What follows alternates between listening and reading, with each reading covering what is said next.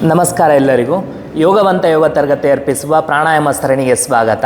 ನಾವು ಕಳೆದ ವಿಡಿಯೋನಲ್ಲಿ ಬಂದು ನಾವು ಆಲ್ಟರ್ನೇಟ್ ನಾಸ್ಟ್ರಲ್ ಕಪಾಲಭಾತಿ ಅನ್ನುವಂತಹ ಅಭ್ಯಾಸವನ್ನು ಮಾಡಿದ್ವಿ. ಈ ವಾರನೂ ಸಹ ಅದಕ್ಕೆ ಇನ್ನೊಂದು ಪ್ರಭೇದವನ್ನು ಅಭ್ಯಾಸ ಮಾಡೋಣ. ಇದು ಸಹ ಆಲ್ಟರ್ನೇಟ್ ನಾಸ್ಟ್ರಲ್ ಕಪಾಲಭಾತಿ ಅಂತಲೇ ಕರೆಯಲಾಗತ್ತೆ. ಮತ್ತು ಕೆಲವೊಂದು ಯೋಗ ಶಾಲೆಗಳಲ್ಲಿ ಮತ್ತು ಕೆಲವೊಂದು ಯೋಗ ಪದ್ಧತಿಗಳಲ್ಲಿ ಇದನ್ನೇ ಪ್ರಮುಖವಾದ ಕಪಾಲಭಾತಿ ಅಂತ ಹೇಳಲಾಗತ್ತೆ.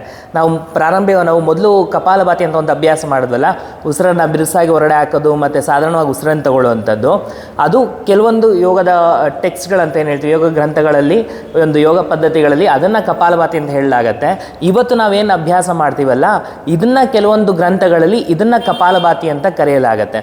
ಇವತ್ತು ಮಾಡುವಂಥ ಪ್ರಭೇದದಲ್ಲಿ ಏನು ಬದಲಾವಣೆ ಇದೆ ಅಂದರೆ, ಹೋದ್ಸರಿ ನಾವು ಬರೀ ಏನು ಗಮನ ಹರಿಸಿ ಉಸಿರನ್ನು ಜೋರಾಗಿ ಹೊರಡೆ ಹಾಕೋದ್ರ ಕಡೆ ಮಾತ್ರ ಗಮನ ಹರಿಸ್ತೀವಿ. ಅಂದರೆ ಒಂದ್ಸರಿ ಎಡಹೊಳ್ಳೆಯಿಂದ ಬಿರುಸಾಗಿ ಉಸಿರನ್ನ ಹೊರಡೆ ಹಾಕೋದು, ಇನ್ನೊಂದ್ಸರಿ ಬಲಹೊಳ್ಳೆಯಿಂದ ಬಿರುಸಾಗಿ ಉಸಿರನ್ನ ಹೊರಡೆ ಹಾಕೋದು, ಬರೀ ಒಂದ್ಸರಿ ಎಡಕ್ಕೆ ಬಲಕ್ಕೆ ಇದ್ರ ಕಡೆ ಮಾತ್ರ ಗಮನ ಹರಿಸಿದ್ವಿ.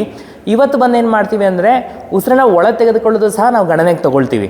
ಮೊದಲು ಮಾಡೋದ್ರಲ್ಲಿ ಉಸಿರು ಒಳ ತೆಗೆದುಕೊಳ್ಳೋದ್ರ ಕಡೆ ಗಣನೆ ತೊಗೊಂಡಿರಲಿಲ್ಲ. ನಾವೇನು ಮಾಡ್ತಾ ಇದ್ವಿ, ಒಂದ್ಸರಿ ಎಡಹೊಳ್ಳೆಯಿಂದ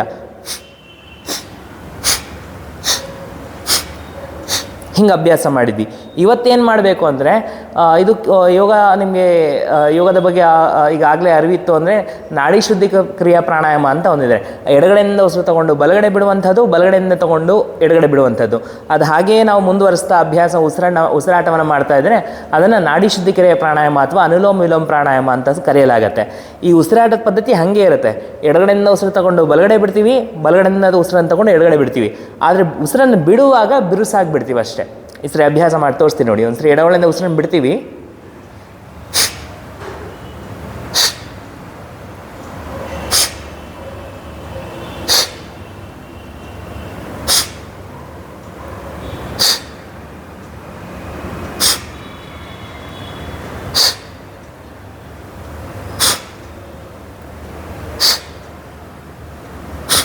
ಈಗ ಅಭ್ಯಾಸ ಮಾಡ್ತಾ ಹೋಗುವಂಥದ್ದು. ಪ್ರಾರಂಭಿಕವಾಗಿ ಇಷ್ಟೇ ನಿಧಾನವಾಗಿ ಅಭ್ಯಾಸ ಮಾಡಿ, ಪರವಾಗಿಲ್ಲ. ಎಡೆಯಿಂದ ಉಸಿರನ್ನು ಜೋರಾಗಿ ಹೊರಡೆ ಹಾಕಿ, ಸಾಧಾರಣ ಉಸಿರನ್ನು ತೊಗೊಳ್ಳಿ, ಬಲಹೊಳೆಯಿಂದ ಬಿರುಸಾಗಿ ಉಸಿರನ್ನು ಹೊರಡೆ ಹಾಕಿ. ಉಸಿರು ತೊಗೊಳ್ಳೋದು ಸಾಧಾರಣವಾಗಿ, ಉಸಿರನ್ನು ಇಳಿಬೇಕಾದ್ರೆ ಹಿಂಗೆ ಎಳಿಬಾರ್ದು. ಉಸಿರು ತೊಗೊಳ್ಳೋದು ಸಾಧಾರಣವಾಗಿ ಇರುತ್ತೆ, ಉಸಿರು ಬಿಡೋದು ಮಾತ್ರ ವೇಗವಾಗಿರುತ್ತೆ. ಉಸಿರು ಎಡಹೊಳೆಯಿಂದ ಉಸಿರನ್ನು ತೊಗೊಳ್ಳೋದು, ಎಡಗಡೆಯಿಂದ ಉಸಿರು ತೊಗೊಂಡು ಬಲಗಡೆ ಬಿಡುವಂಥದ್ದು, ಹಿಂಗೆ ಅಭ್ಯಾಸ ಮಾಡ್ತಾ ಹೋಗುವಂಥದ್ದು. ಸೊ ಇದನ್ನೊಂದು ಸ್ವಲ್ಪ ದಿನ ಅಭ್ಯಾಸ ಮಾಡಿ, ಮತ್ತು ಒಂದು 5 ನಿಮಿಷ ಅಭ್ಯಾಸ ಮಾಡೋದಕ್ಕೆ ಪ್ರಯತ್ನ ಮಾಡಿ. ನಿರಂತರವಾಗಿ ನೀವು 5 ನಿಮಿಷ ಮಾಡೋಕ್ಕಾಗಿಲ್ಲ ಅಂದರೆ ಪರವಾಗಿಲ್ಲ, ನಿಮ್ಗೆ ಎಷ್ಟಾಗುತ್ತೋ ಅಷ್ಟು ಮಾಡಿ. ನಿಮ್ಗೆ ಯಾವಾಗ ಸುಸ್ತು ಅನಿಸುತ್ತೆ ಅಥವಾ ಆಯಾಸ ಅನಿಸುತ್ತೆ ಅಥವಾ ನಿಮಗೆ ಅದನ್ನು ರಿದಮ್ ಅಂತ ಏನು ಹೇಳ್ತೀವಿ, ಅದು ನೀವು ಕಾದಿರಿಸ್ಕೊಳ್ಳೋಕೆ ಆಗ್ತಾಯಿಲ್ಲ ಅಂತ ಅನ್ನಿಸಿದಾಗ ನೀವು ಒಂದು ಸ್ವಲ್ಪ ಸಾಧಾರಣ ಉಸಿರಾಟ ಮಾಡ್ಕೊಂಡು ತಿರ್ಗಾ ಮುಂದುವರಿಸಿ. ಹಾಗೆ ಒಟ್ಟು 5 ನಿಮಿಷ ಇನ್ನು ಒಂದು ವಾರ ಅಭ್ಯಾಸಕ್ಕೆ ನೀವು ಇಟ್ಕೊಳ್ಬೋದು. ಅದೊಂದು ವಾರ ಆದಮೇಲೆ ನಾವು ಮುಂದಿನ ಪ್ರಾಣಾಯಾಮಕ್ಕೆ ನಾವು ಹೋಗೋಣ. ಈ ನಾವು ಹಾಕುವಂಥ ವೀಡಿಯೋಗಳಲ್ಲಿ ನಿಮ್ಗೆ ಏನೇ ಸಂದೇಹಗಳಿದ್ರೂ ಸಹ ಧಾರಾಳವಾಗಿ ನೀವು ಕಮೆಂಟ್ ಬಾಕ್ಸ್ನಲ್ಲಿ ಬರೀಬೋದು. ಸೊ ಅದನ್ನು ನನ್ನ ಜ್ಞಾನದ ಮಟ್ಟಿಗೆ ನಾನು ಅದನ್ನ ವಿವರಿಸೋದಕ್ಕೆ ಪ್ರಯತ್ನ ಮಾಡ್ತೀನಿ.